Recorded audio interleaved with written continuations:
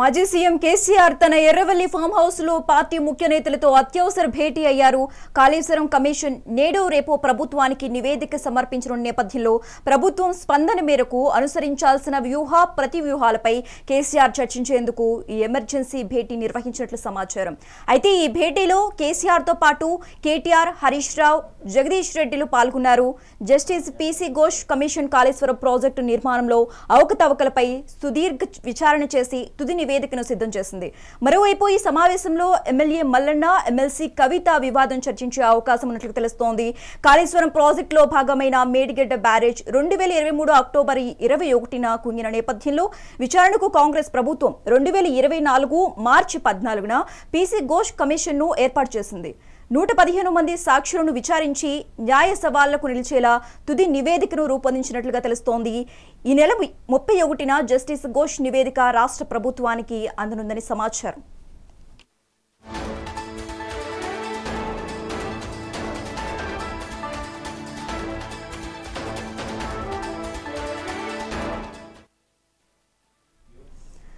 Right, ఇక ఇదే అంశానికి సంబంధించి మోర్ అప్డేట్స్ మా ప్రతినిధి హారిక ఫోన్ ద్వారా అందిస్తారు. హారిక, చెప్పండి. మాజీ సీఎం కేసీఆర్ తన ఎర్రవల్లి ఫామ్ హౌస్ లో పార్టీ ముఖ్య నేతలతో భేటీ అయినట్లుగా తెలుస్తోంది.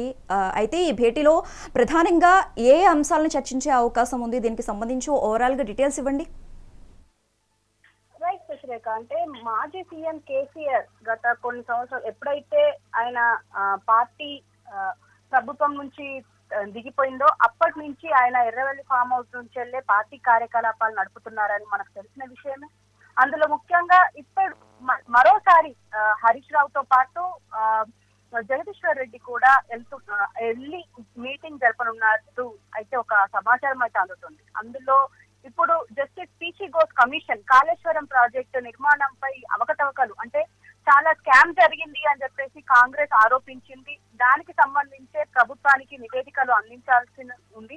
అయితే ఆ నివేదికలన్నీ సిద్ధమయ్యాయి కాబట్టి వాటిపైన మరోసారి చర్చిస్తే బాగుంటుంది అని చెప్పేసి వెళ్ళినట్టయితే తెలుస్తోంది. అదే విధంగా ఇంకా ఇటు ఎమ్మెల్సీ మల్లన్న కావచ్చు, కవిత కావచ్చు, ఇద్దరి విషయాల్లో అంటే రీసెంట్ గా మనం చూసాము, కవిత కార్యకర్తలు వెళ్లి మల్లన్న ఆఫీస్ పైన దాడి చేయడం చూసాము. అయితే అదే విషయం మీద చర్చించే అవకాశం ఉంటుంది అని అయితే తెలుస్తుంది. ఎందుకంటే చూస్తున్నాం, కవిత రీసెంట్ టైమ్స్ లో బీఆర్ఎస్ నుంచి కాకుండా తెలంగాణ జాగృతి నుంచి యాక్టివ్ గా ఉన్నట్టు తెలుస్తుంది. అదే విధంగా ఆవిడ కార్యకలాపాలన్నీ జాగృతి నుంచే కంటిన్యూ చేస్తున్నారు. ఇందులో ముఖ్యంగా ఇప్పుడు చెప్పాల్సింది ఏంటంటే, మరి కవితని ఏమన్నా మందలిస్తారా అని చెప్పేసి కూడా చాలా సార్లు అనుకున్నాము, కానీ ఇంతవరకు అలాంటి విషయం కూడా బయటికి రాలేదు. సో ఈ విషయం మీద మేబీ అంటే దీనిపైన చర్చించే అవకాశం ఉన్నట్టు అయితే తెలుస్తుంది. అలాగే కాళేశ్వరం ప్రాజెక్టు కు సంబంధించి మేడిగడ్డ బ్యారేజ్ మనం ఆల్రెడీ తెలిసిందే 2023 అక్టోబర్ 21న కుంగిపోయిన విషయంలో ఈ విచారణ కాంగ్రెస్ ప్రభుత్వం 2024 మార్చి 14న పీసీ ఘోష్ కమిషన్ ఏర్పాటు చేసింది.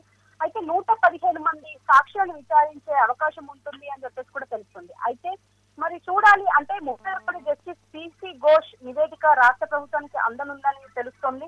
అయితే ఇవన్నీ విషయాలతో పాటు ఫోన్ ట్యాపింగ్ విషయం కూడా మన తెలంగాణలో ఇది ఒక హీట్ లేపుతున్న విషయం తెలిసిందే.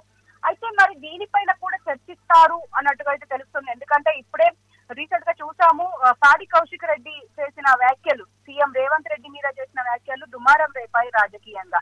ఇప్పుడు అదే విషయం మీద అంటే ఇటు కేసీఆర్ కూడా దీనిపైన చర్చించే అవకాశం ఉంది అనేది తెలుస్తుంది. ఏదేమైనా ఎర్రవల్లి ఫామ్ హౌస్ కి అయితే ఇప్పుడు హరీష్ రావుతో పాటు జగదీశ్వర్ రెడ్డితో పాటు కొంతమంది నేతలు కూడా వెళ్లే అవకాశం ఉన్నట్టయితే తెలుస్తుంది. మరి చూడాలి ఎలాంటి అప్డేట్స్ బయటకు వస్తాయనేది.